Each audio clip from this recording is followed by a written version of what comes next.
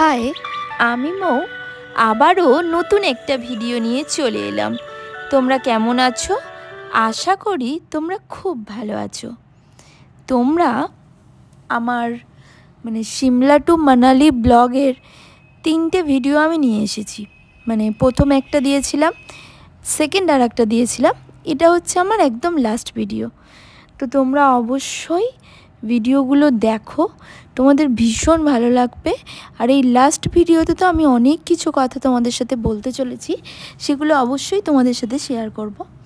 আর বলি, আমি আগের ভিডিওতেই এই ভিডিওগুলো শেয়ার করেছিলাম, বাট তারই কিছুটা আগে থেকে নিলাম।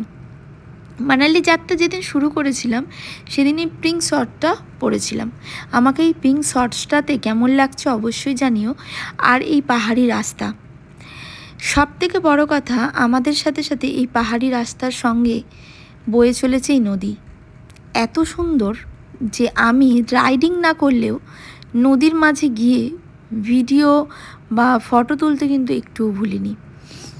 তো এবার চলে যাই, এই ভিডিওটা আমি ভয়েস ওভার দেবো না ভেবে ভিডিওই দেবো ভেবেছিলাম, কিন্তু কিছু কেমন কথার জন্যে আমাকে ভয়েস ওভার দিতে হলো।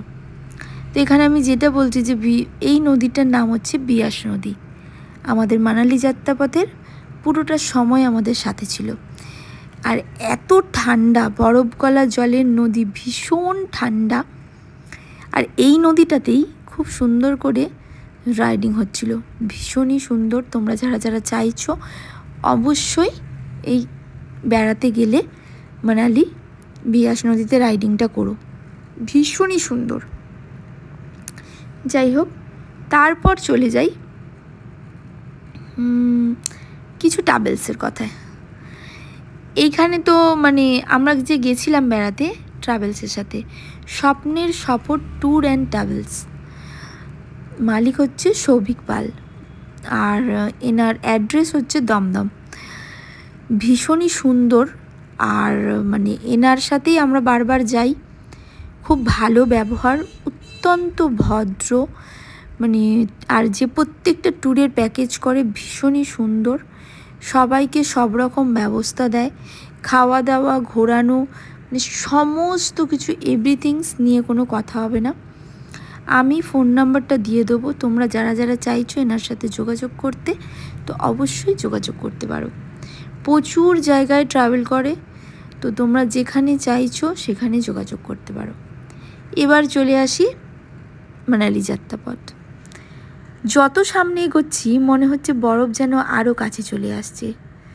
আর ড্রাইভারের যেহেতু আমি সামনে ছিলাম, তাই ওনার সাথে বারবার একটাই কথা হচ্ছিল যে নজদিক আ গয়া বরফ, যে হ্যাঁ ও তো বাত আপনি সেই বলা। যাই হোক, আমরা চলে গেছিলাম মানালির হোটেলে। রুমটা তোমাদের সাথে একটু শেয়ার করলাম। চলে যাচ্ছি কোথায় জানো, সোলাং ভ্যালি। আর শিশু অতটা নেই, যদি সব কিছু খোলা থাকে বা যদি সব কিছু ঠিকঠাক থাকে তাহলে অবশ্যই তোমাদের সাথে শেয়ার করবো। আমি যাচ্ছি, তোমরাও যাচ্ছ। তো দেখো, এই হচ্ছে আমাদের সবাই। তো আমার সাথে সাথে তোমরাও যাচ্ছ, চলো। খুব ঠান্ডা, কিন্তু এখন তো রোদ বেরিয়েছে, একটু ঠিকঠাক লাগছে।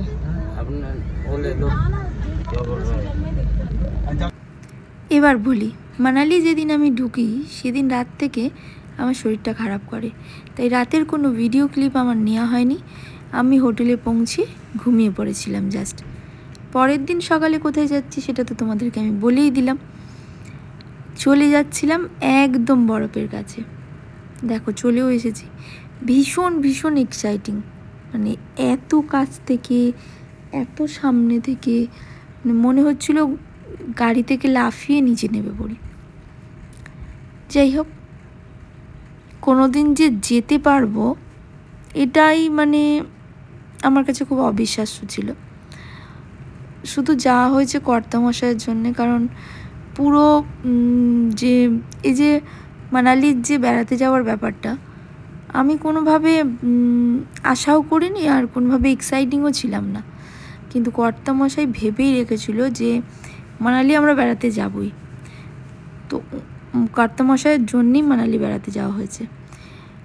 আর গিয়ে আর ফিরতে পারছি না। আমি গেলাম ওর জন্যে, কিন্তু ফিরে আসা আর হলো না। সব সময় মনে হচ্ছে আবার একবার গিয়ে ঘুরে আসি, কিছু বাকি রয়ে গেছে, কিছু মিস করে গেছি, কিছু জায়গা হয়তো মিস হয়ে গেছে। তোমরা যারা এখনও পর্যন্ত ট্যুর করোনি, আমার সাজেশন অনুযায়ী তোমরা প্লিজ একবার অন্তত ঘুরে এসো।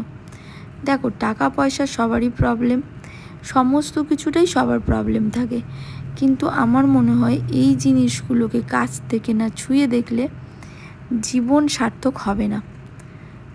টাকা পয়সা যাবে আসবে, সময় যাবে আসবে, বন্ধুত্ব, ভালোবাসা, সংসার, ছেলে মেয়ে সবাই যাবে আসবে, তো এই যে মুহূর্ত, এই যে সময় চলে গেলে আর আসবে না।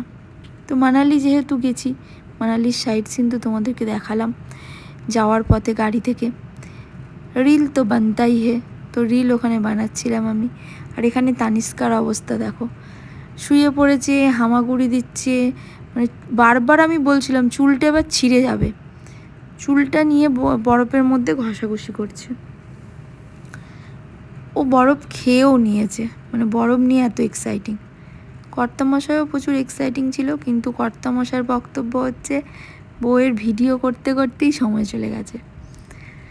যাই হোক, আমার মনে হয় আর একটু বেশি টাইম ওখানে থাকলে ভালো হতো, বা আবার একবার গিয়ে ঘুরে আসাটা খুব ভালো হতো। কিন্তু যে ট্রাভেলসের সাথে গেছিলাম, আমি সিরিয়াসলি বলছি, ভীষণই ভালো টাইম দিয়েছে, সমস্ত কিছু করতে দিয়েছে। আমরা রিলস বানিয়েছি, ভিডিও বানিয়েছি, যার যতক্ষণ টাইম আমরা ওখানে থেকেছি, যে যার মতন করে মজা করেছি।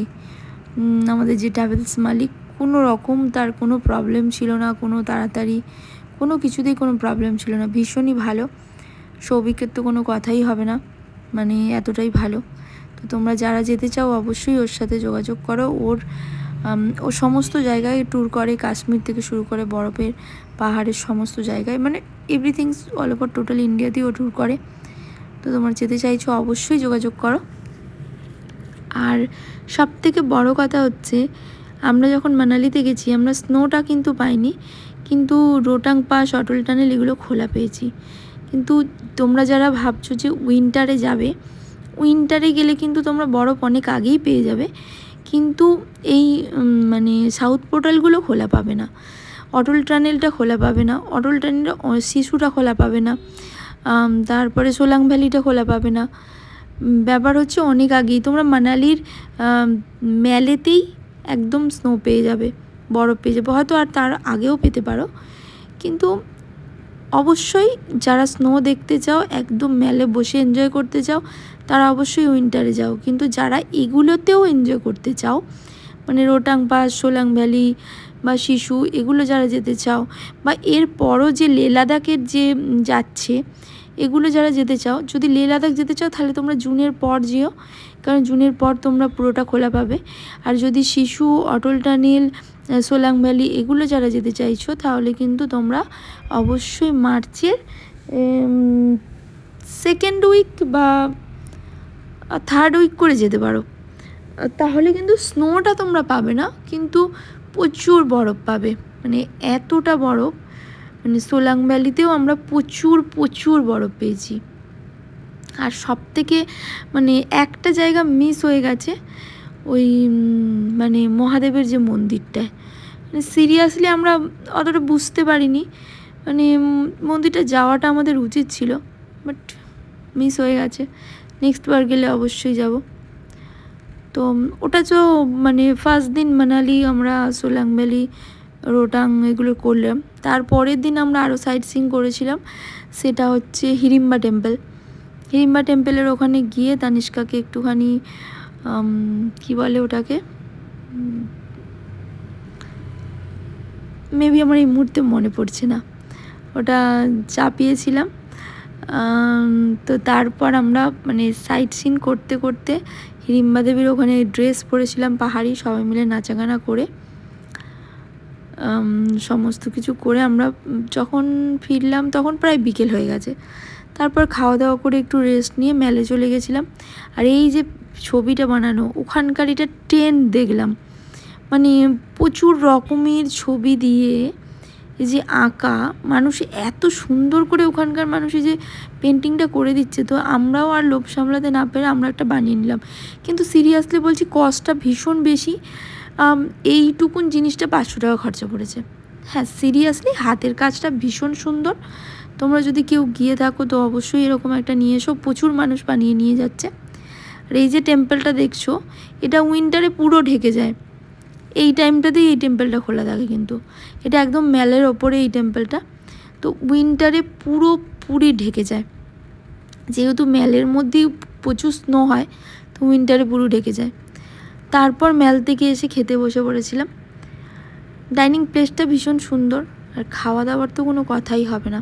মানে আমাদের খাওয়া দাওয়ার সমস্ত বাঙালি খাবার ছিল, পোস্ত থেকে শুরু করে মাটন থেকে, চিকেন থেকে, পনির থেকে, পোলাও থেকে, রাইস থেকে, বিরিয়ানি থেকে, মানে যা যা ভালো খাবার হয় অ্যাকচুয়ালি সমস্ত ছিল।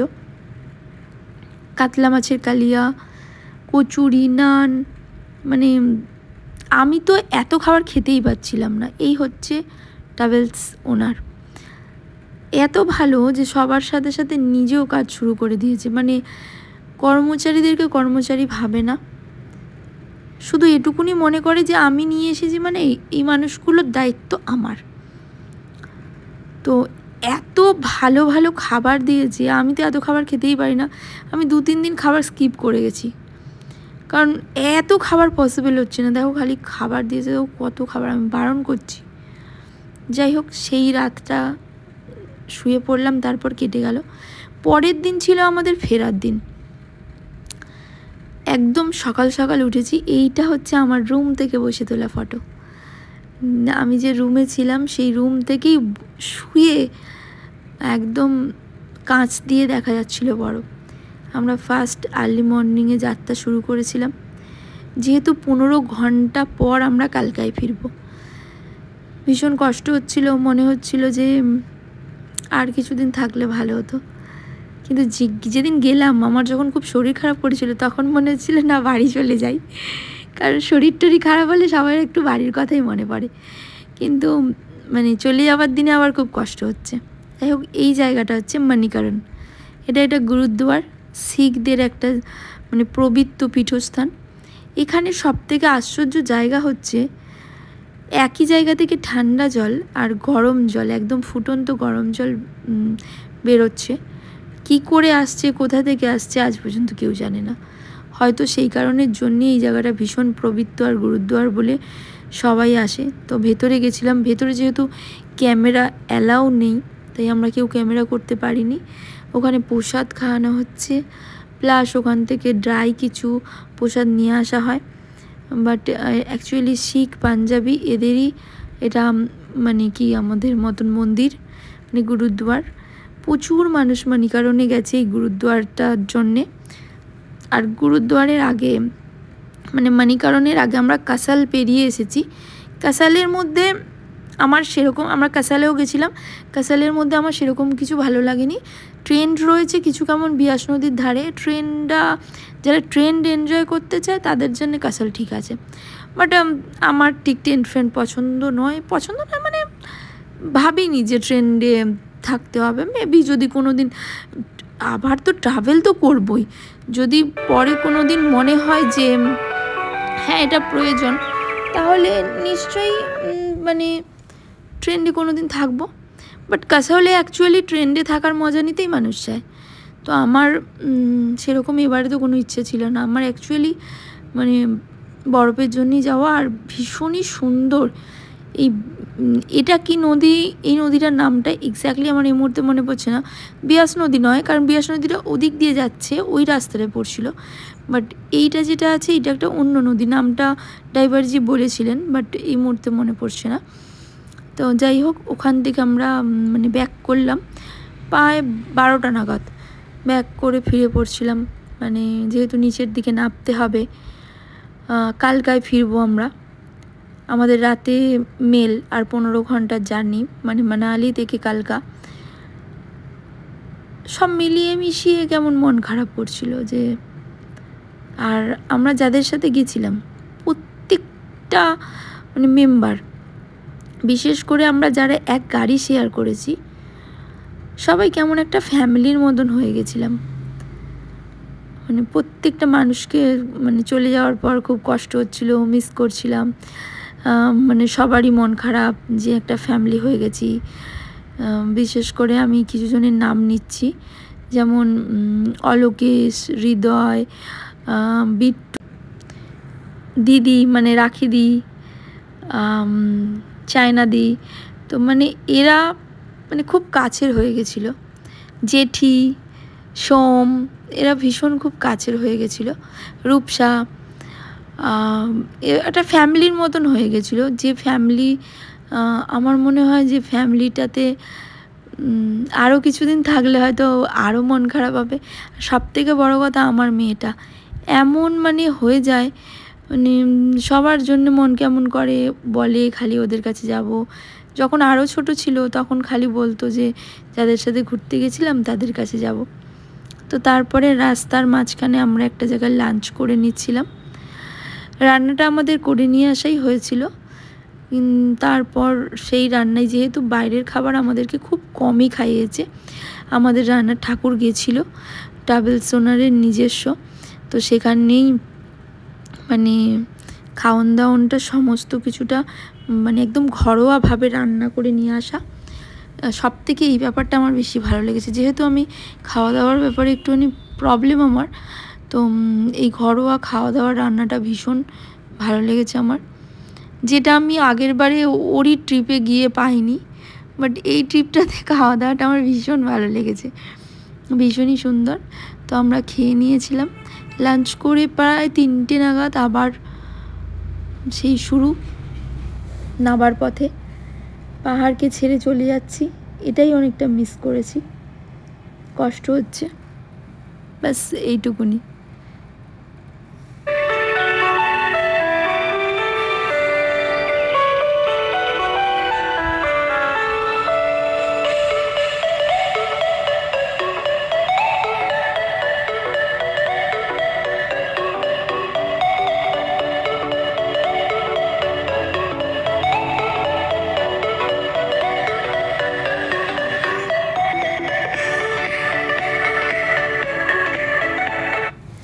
এই ব্লগটা অ্যাকচুয়ালি অনেকটা বড় হয়ে গেছে, তোমরা কিন্তু কেউ স্কিপ করবে না, পুরো ব্লগটা দেখবে, পুরো ভিডিওটা দেখবে।